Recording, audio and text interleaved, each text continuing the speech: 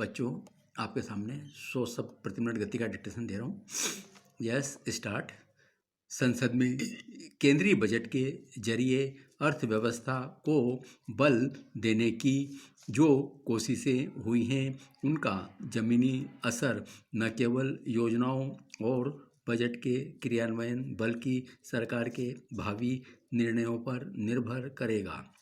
जो प्रयास मूलभूत ढांचे में निवेश या उद्योग जगत को प्रोत्साहित करने के लिए किए गए हैं, उनसे हम उम्मीद कर सकते हैं।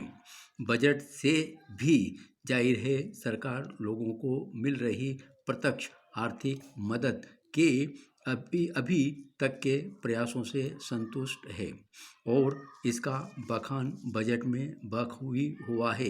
वित्त मंत्री निर्मला सीतारमण ने अपने बजट में आत्मनिर्भर भारत पर जोर दिया है, तो कोई आश्चर्य नहीं। कोविड-19 महामारी का मुकाबला करने के लिए सरकार के 27.1 लाख करोड़ रुपए के आत्मनिर्भर भारत पैकेज के संरचनात्मक सुधारों को बढ़ावा मिला है। अब आम बजट में सरकार ने 64,180 करोड़ रुपए के परिव्यय के साथ आत्मनिर्भर स्वास्थ्य कार्यक्रम शुरू करने का प्रस्ताव रखा है। स्वास्थ्य ढांचा मजबूत करना कितना जरूरी है, यह हमने कोरोना के समय अच्छी तरह समझ लिया है। इसके अलावा राष्ट्रीय स्वास्थ्य मिशन भी जारी रहेगा। बहरहाल, जब सरकारी खजाना दबाव में है, तब आयकरदाताओं को वैसे भी राहत की ज़्यादा उम्मीद नहीं थी। सरकार ने 75 साल या उससे अधिक उम्र के पेंशनभोगियों को कुछ राहत दी है। 135 करोड़ लोगों के देश में करीब 6 करोड़ लोग आयकर रिटर्न दाखिल करते हैं, जबकि करीब 3 करोड़ लोग ही आयकर चुकाते हैं। मुश्किल समय में सरकार आयकर का दायरा बढ़ाने के लिए कुछ कर सकती है। यह आयकर बढ़ाने का समय नहीं है, यह अन्य करों को बढ़ाने का भी समय नहीं है। ऐसे में सरकार ने पेट्रोल पर 2.5 रुपये प्रति लीटर का अधिभार लगाया है, जबकि डीजल पर 4 रुपये। इससे पेट्रोल डीजल की कीमतों को 3 अंकों में जाने और बने रहने के लिए प्रोत्साहन मिलेगा।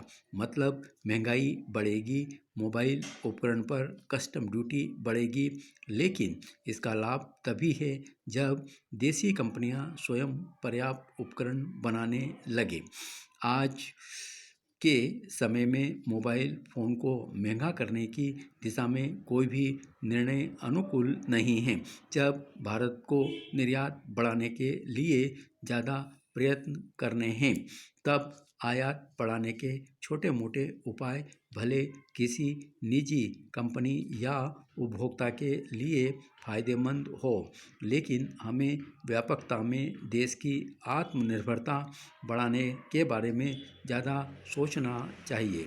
सस्ते घर की सुविधा, डूबते कर्ज का प्रबंधन, सरकारी बैंकों को पूंजी देने का प्रस्ताव, उज्ज्वला योजना का विस्तार, रेल व बस सेवा विस्तार, किसानों को फसल लागत से 1.5 गुना मूल्य देने का इरादा इत्यादि अनेक प्रशंसनीय कोशिशें हैं। हम समझ सकते हैं विनिवेश से भी सरकार पैसे जुटाना चाहती है।